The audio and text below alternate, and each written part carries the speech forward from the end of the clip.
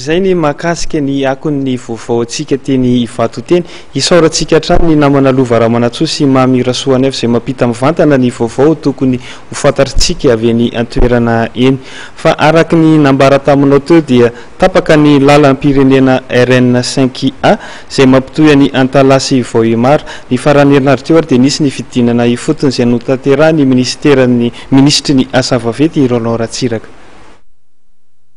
Sarotra ny fifamezivezena amin'ny lalam-pirenena fahadimy na ny RN5A mampifandray amin'ny Vohimar amin'ny Antalasy Ambilobe amin'izao fotoana izao. Mandrevo ny fotaka ary na ny fiara tsy mataho-dalana aza dia sahirana.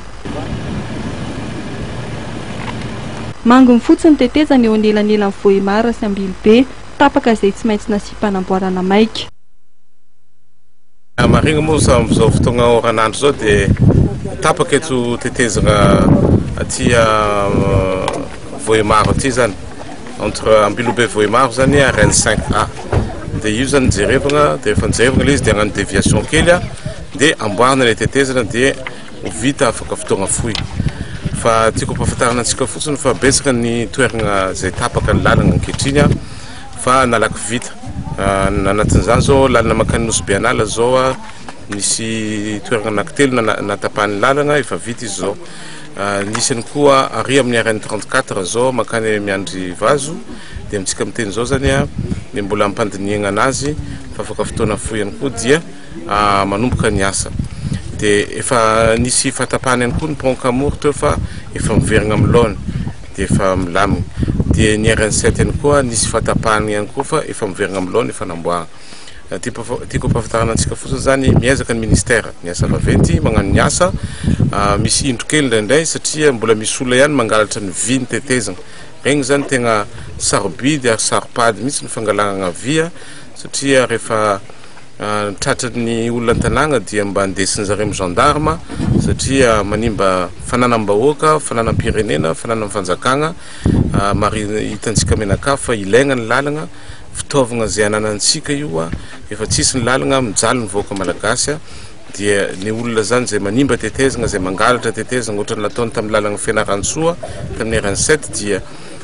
tsy ankasitrahanay tanteraka mihitsy zany ary maniry zay mba akafepetra aingana ny mpitandro filaminana manoloana an'izay zavatra zay sy ny olona jiaby an-tanàna ka dia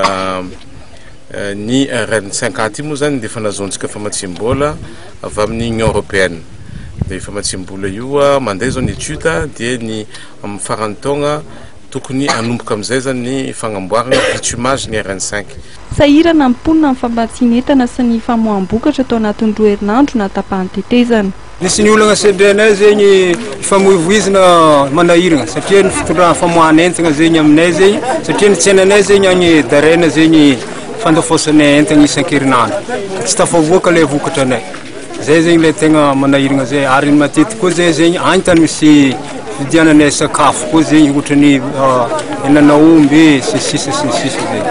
Nitinareo hoe nahatonga le pont tapaka nitinareo olona nahatonga ny tapaka nahatonga izy io tapaka zegny eo ilay vesatry ny camion tamin'ny fotoanany amboarany camion ty zegny mbola tsy nisy 30 tonnes camion mandeha. Anisan'ny fepetra-takin'ny mponina ny amerana ny fiara vaventy mandalo amin'ny tetezana. Mariana fa ny fanamboarana lalam-pirenena RN5A dia efa nahazoana famatsim-bola tamin'ny vondrona Europeanina ary andalana ny fandiniana ara-teknika rehetra.